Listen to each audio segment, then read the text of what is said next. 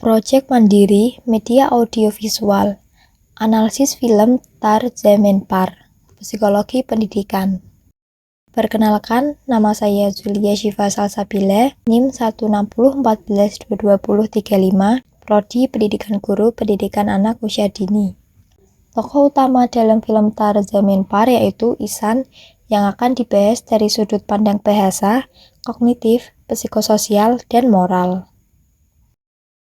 Latar belakang film Tarzamen-Par adalah sebuah karya yang menggambarkan perjalanan seorang anak bernama Ihsan yang mengalami kesulitan dalam belajar dan dianggap sebagai anak yang lamban oleh keluarganya dan masyarakat sekitarnya. Perkembangan bahasa. Menurut Lestari dan Handayani, bahasa merupakan sarana komunikasi yang sangat penting dalam kehidupan anak. Komunikasi yang diharapkan haruslah komunikasi lisan yang efektif, yaitu dalam bahasa yang dapat dipahami orang lain. Bahasa adalah suatu alat komunikasi yang menggunakan tanda, simbol, atau bunyi yang mempunyai pola dan aturan tertentu yang dikeluarkan oleh ucapan atau alat indera manusia. Bahasa sebagai alat komunikasi terdiri dari satuan-satuan seperti kata, kelompok kata, klausa bawahan, dan kalimat.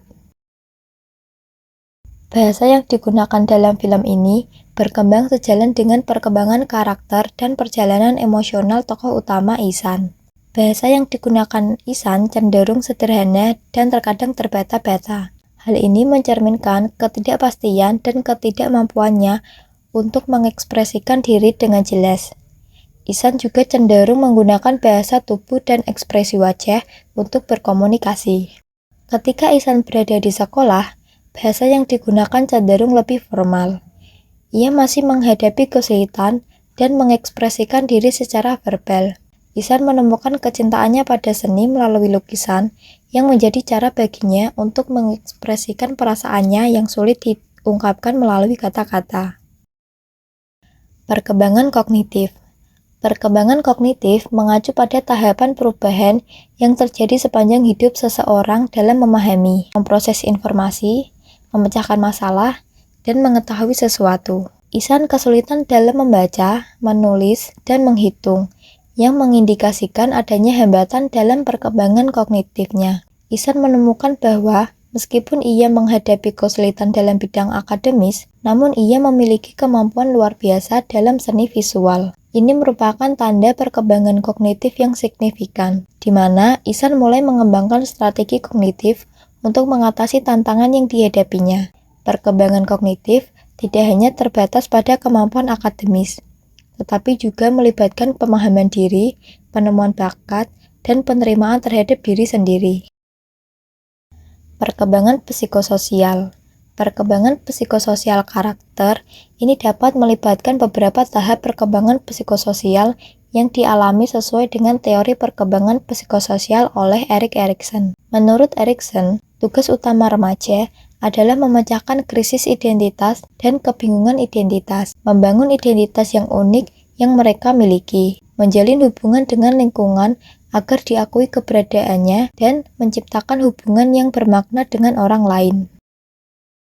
Ihsan sering merasa kesepian dan tidak dipahami oleh orang-orang di sekitarnya, terutama oleh orang tuanya dan guru-gurunya. Ini mungkin menimbulkan perasaan ketidakpercayaan terhadap orang lain dan membuatnya meragukan apakah ada yang peduli padanya. Perkembangan psikososial dalam film ini sangat signifikan, terutama karena Ihsan mengalami perjalanan emosional dan perkembangan identitas yang kuat. Perkembangan moral. Perkembangan moral adalah perubahan tingkah laku yang terjadi di dalam kehidupan sehari-hari yang berkaitan dengan tata cara, adat, kebiasaan yang berlaku di lingkungan. Moralitas merupakan aspek kepribadian yang diperlukan seseorang, kaitannya dalam kehidupan sosial secara harmonis, adil, dan seimbang. Menurut Kohlberg, penalaran atau pemikiran moral merupakan faktor penentu yang melahirkan perilaku moral. Puncak perkembangan moral Ihsan adalah ketika ia mulai mengekspresikan dirinya secara bebas melalui seni lukis dan bangga dengan bakatnya. Ia tidak lagi terikat untuk menyesuaikan diri dengan harapan orang lain dan mulai mengembangkan nilai-nilai pribadi yang lebih otentik. Selama perjalanan ini, Ihsan mengalami pertumbuhan moral yang luar biasa, dari mengandalkan otoritas eksternal hingga mengembangkan nilai-nilai pribadi yang lebih kuat. Pembelajaran yang ada di dua sekolah Ihsan melalui sudut pandang teori belajar behavioristik, kognitif, humanistik, dan konstruktivisme. Teori belajar behavioristik. Perspektif behavioristik berfokus pada peran dari belajar dalam menjelaskan tingkah laku manusia dan terjadi melalui rangsangan berdasarkan rangsangan atau stimulus yang menimbulkan hubungan reaktif atau respon peserta didik.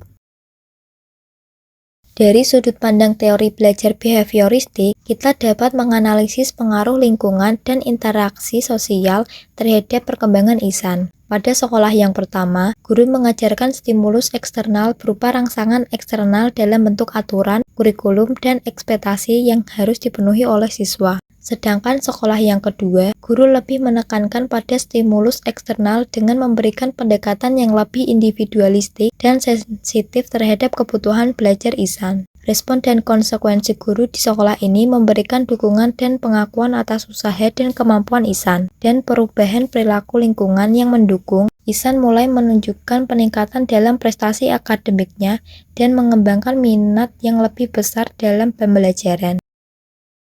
Teori belajar kognitif. Teori kognitif memusatkan perhatiannya pada analisis respon kognitif, yaitu suatu usaha untuk memahami apa yang dipikirkan orang sewaktu mereka dihadapkan pada stimulus persuasif, dan bagaimana pikiran serta proses kognitif menentukan apakah mereka mengalami perubahan sikap dan sejauh mana perubahan itu terjadi. Pada sekolah yang pertama, dalam pengelolaan informasi, guru menerapkan pendekatan pengajaran yang konvensional dan kurikulum standar tanpa mempertimbangkan kebutuhan individual siswa. Sedangkan pada sekolah yang kedua, pendekatan pengajaran disesuaikan dengan gaya belajar dan kebutuhan individual Ihsan. Guru mengadopsi strategi pembelajaran yang lebih interaktif dan melibatkan penggunaan media visual, cerita, dan pendekatan lain yang lebih sesuai dengan kebutuhan belajar Ihsan. Teori belajar humanistik. Menurut Prasetyo dan Suciptaningsih, pembelajaran humanistik memberikan kebebasan kepada siswa untuk mengemukakan pendapatnya. Sebagai seorang guru tidak mempunyai hak untuk mengkritik atau mencela siswa karena siswa tersebut diperlakukan sebagai subjek dan bukan objek pembelajaran. Sekolah lama Ihsan tidak menerapkan prinsip-prinsip teori belajar humanistik yang berfokus pada kebutuhan individu, lingkungan yang mendukung, dan peran guru sebagai fasilitator yang empatik. Sebaliknya, sekolah asrama dengan kehadiran guru seperti Ram mencerminkan pendekatan humanistik yang memberikan perhatian pada pengembangan potensi individu, dukungan emosional, dan hubungan yang empatik. Perubahan ini memungkinkan Ihsan untuk berkembang dan menunjukkan bakat serta potensinya.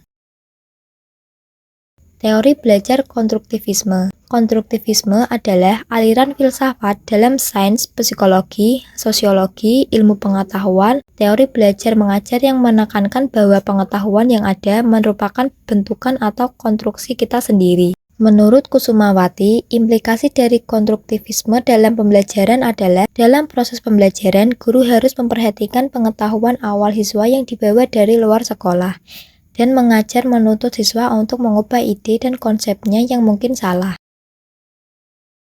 Sekolah lama Ihsan tidak sesuai dengan prinsip-prinsip teori belajar konstruktivisme karena metode pengajarannya pasif, tidak kontekstual, kurang interaksi sosial, dan tidak menerima perbedaan individu. Sebaliknya, sekolah asrama dengan pengaruh dari Ram lebih selaras dengan konstruktivisme. Ram mendorong pembelajaran aktif, kontekstual, kolaboratif, berbasis pengalaman nyata, dan menerima serta menyesuaikan dengan perbedaan individu. Pendekatan ini membantu Ihsan untuk lebih memahami materi, meningkatkan kepercayaan dirinya, dan menemukan serta mengembangkan potensinya. Sekian, terima kasih.